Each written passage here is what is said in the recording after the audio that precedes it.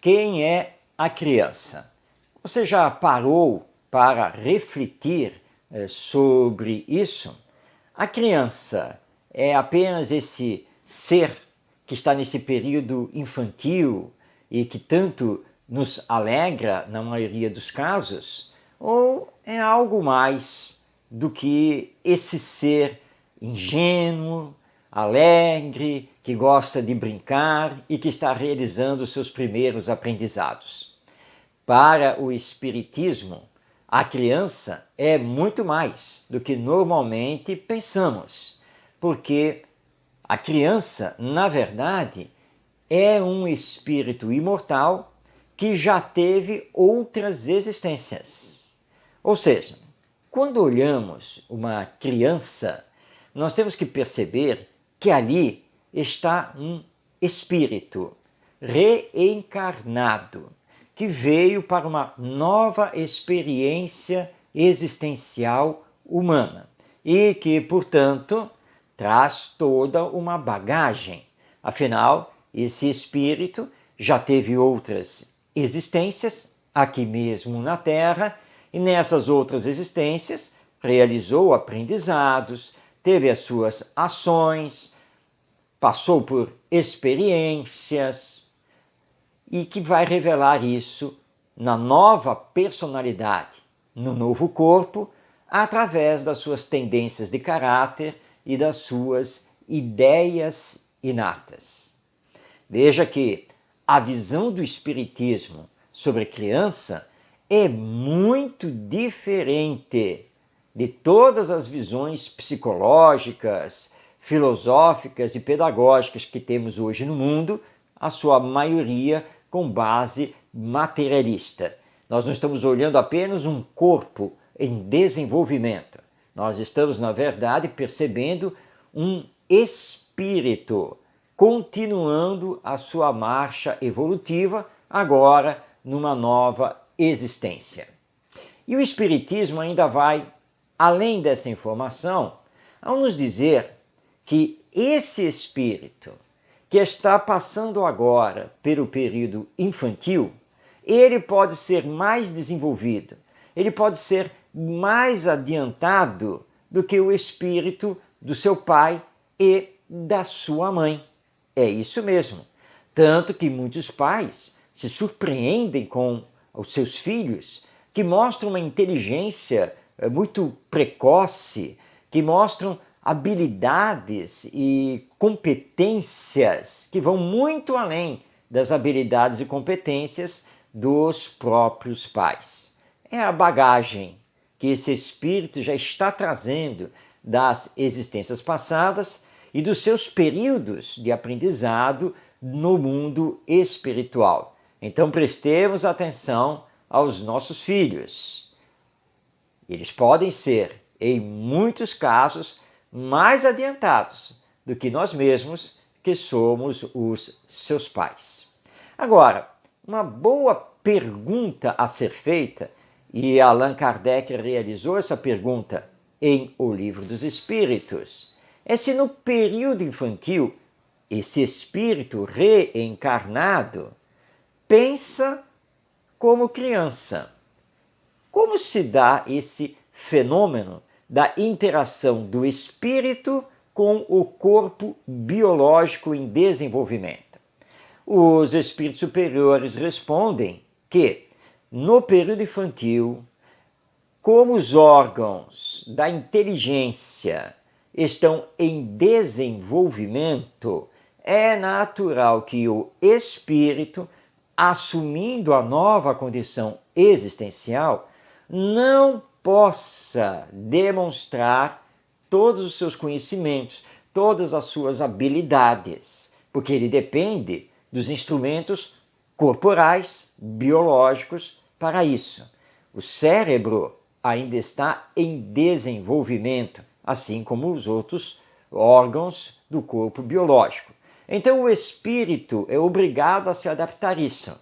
Ou seja, no período infantil, o espírito não apenas fala e age como criança, mas também pensa como criança. é apenas pouco a pouco, na medida em que o corpo se desenvolve, que o espírito pode se apresentar tal qual ele é. E aí o Espiritismo nos chama a atenção para a importância desse período infantil, porque o espírito está mais flexível às boas influências que deve receber através da educação que será proporcionada e desenvolvida pelos pais e também pelos professores na escola. E hoje nós podemos estender isso, ampliar esse leque, porque temos que colocar também os avós, os tios, enfim, todos aqueles que se responsabilizam pela orientação e pelos cuidados de uma criança. Mas por que passamos pela encarnação? Porque temos que viver aqui na Terra. E tendo que viver aqui na Terra, por que temos que passar pela infância, pela adolescência, para só depois chegar à madureza? É que encarnamos para dar continuidade ao nosso aperfeiçoamento espiritual. Encarnamos para passarmos por provas que venham facilitar os nossos aprendizados e, portanto, o nosso aperfeiçoamento e adiantamento, tanto intelectual quanto moral. Não é possível ficarmos diretamente no mundo espiritual. O processo evolutivo do espírito requer igualmente passar pelo cadinho da matéria. Estamos aqui porque fazemos aprendizados e aqui então somos testados para demonstrar que de fato nós adquirimos esse aprendizado e assim paulatinamente vamos conhecendo a lei divina e respeitando-a. E caso falhemos, a encarnação serve também para que possamos fazer a reparação, reparar o mal realizado em existência passada.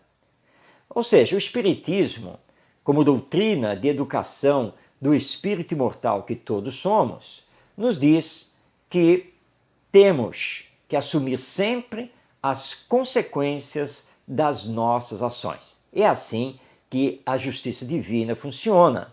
E é por isso que temos que passar pelo período da infância para que a educação possa exercer a influência salutar sobre nós. E assim possamos, através das boas orientações e dos bons exemplos que recebemos dos educadores, conseguirmos nos adiantar nesse nosso processo evolutivo.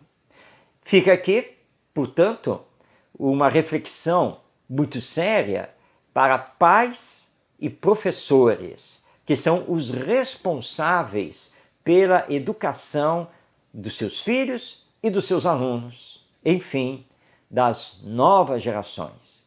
Pesa sobre os ombros, principalmente de pais e professores, uma grande e grave responsabilidade. É uma missão a ser cumprida e da qual darão contas junto à lei divina. Porque esses espíritos, passando pela infância, são dependentes dos seus educadores. Pensemos seriamente sobre isso.